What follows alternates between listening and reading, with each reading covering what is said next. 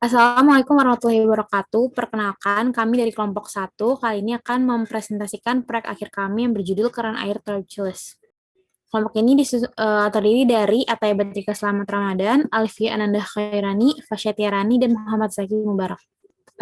Daftar isinya ada latar belakang, ada komponen, ada simulasi, dan nanti juga akan ada kesimpulan. Latar belakangnya di era new normal ini, seringkali kita menggunakan fasilitas umum saat bepergian, seperti keran air di toilet umum.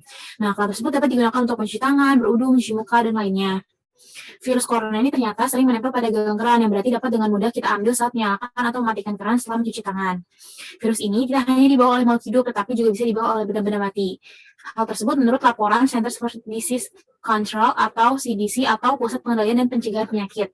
Virus corona berpotensi bertahan di permukaan benda selama 17 hari. Data ini berdasarkan temuan di kapal pesiar Diamond Princess yang beberapa waktu lalu dikarantina sebelum para penumpangnya diperbolehkan pulang.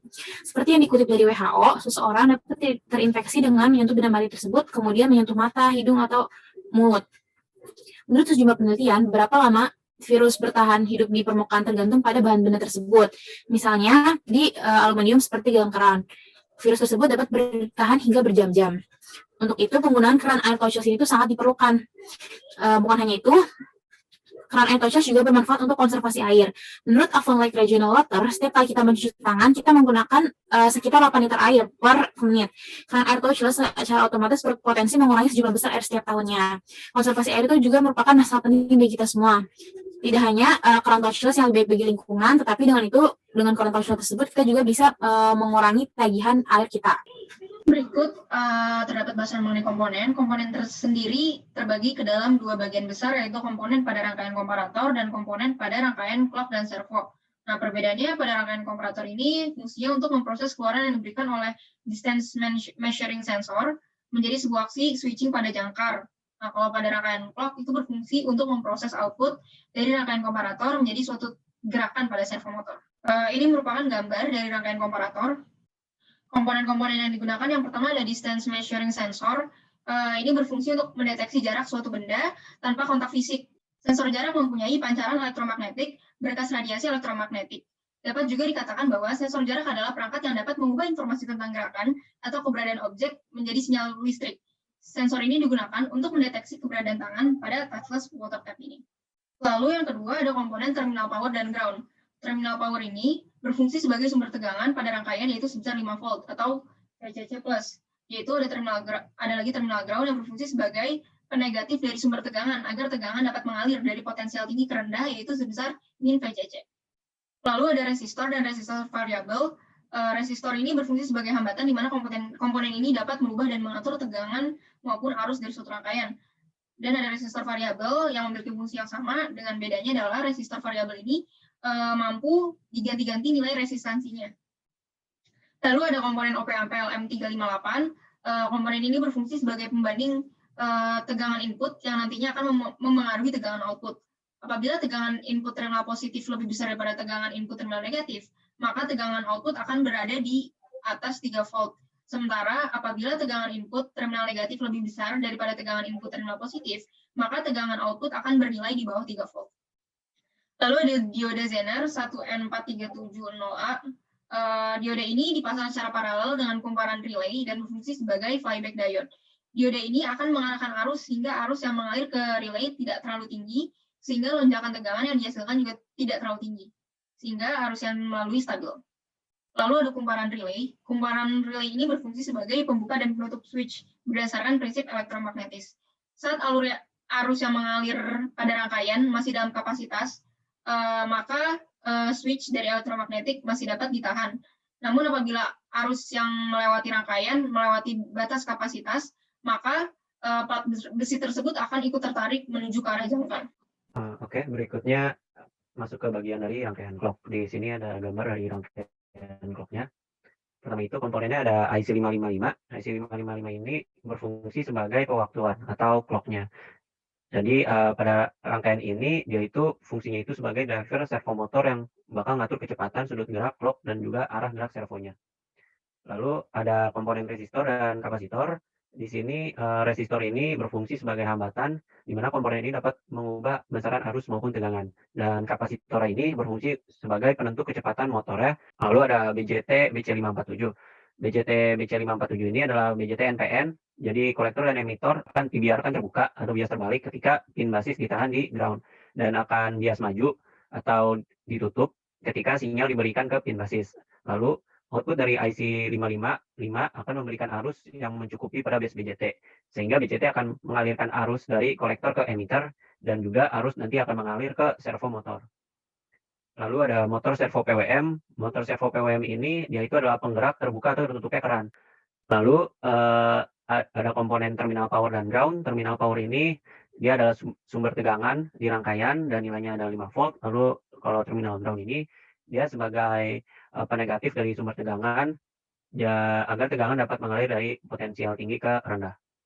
Oke, kita bakal masuk ke cara kerja dari keran air touchless ini. Yang pertama, seperti pada gambar, kita mulai rangkaiannya dengan menghidupkannya dengan terminal power sebesar 5 volt. Lalu ketika rangkaian telah hidup, maka sensor partikel akan mendeteksi gerakan benda pada jarak tertentu.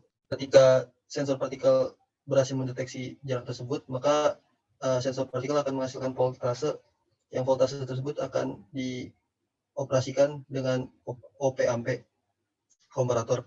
Ketika tegangan yang dihasilkan itu lebih besar daripada tegangan relay, maka otomatis relay akan switch ke arah dekat sehingga motor akan aktif dan bergerak ke kiri. Ketika motor bergerak ke kiri, maka keran akan terbuka sehingga air dapat mengalir. Sebaliknya, ketika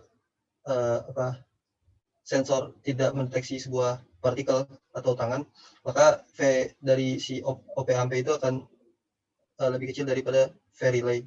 Maka ketika relay-nya lebih besar, otomatis switch akan bergerak menjauh sehingga motor akan bergerak ke kanan yang membuat keran tertutup. Oke, selanjutnya kami akan mensimulasikan rangkaian keran air touchless kami. Yang pertama, ketika sensor mendeteksi sebuah partikel yang kurang dari 5 cm, maka otomatis dia akan menghasilkan tegangan yang lebih tinggi di kutub positif ini. Sementara di kutub negatif pada OP ampe akan lebih kecil, sehingga akan menghasilkan tegangan yang lebih besar pada keluarannya. Hal ini sesuai dengan prinsip OP ampe. Dan sebaliknya, ketika si sensor lebih besar, mendeteksi partikel yang lebih jauh daripada 5 cm, maka si terminal positif pada OP ampe itu akan lebih kecil dibanding yang negatif dan membuat keluarannya menjadi sangat kecil, yaitu mendekati 0. Oke, selanjutnya yaitu dari keluaran dari si OP ampe-nya itu dihubungkan ke relay, ke resistor, dan juga ke dioda Zener 1N4370A. Jadi di sini ada relay-nya. Jadi di sini apabila diperhatikan ada dioda Zener. Dioda Zener ini berfungsi sebagai flyback diode yang akan mencegah kenaikan lonjakan tegangan atau spike voltage spike yang terlalu tinggi pada beban yang tersambung ke relay-nya. Nah, hubungan dari tegangan output yang tadi sudah dijelaskan oleh Jaki dengan relay itu, pada saat tegangan outputnya yaitu di atas 3,07, maka kumparan akan menarik si jangkar pada relay mendekati kumparan. Mengapa? Karena pada relay ini dia itu di set tegangannya 3 volt. Jadi pada saat melebihi tegangan 3 volt, yaitu tegangan di relay-nya, maka jangkar di relay itu akan ditarik oleh medan elektromagnetis dari kumparan. Lalu pada saat dinaikkan jaraknya, maka yang tadi tegangan outputnya akan menjadi 0,03, dan oleh karena itu maka jangkar akan dilepas oleh tarikan medan elektromagnetis dari kumparan, sehingga jangkar posisinya pun akan berganti menjauh dari kumparan.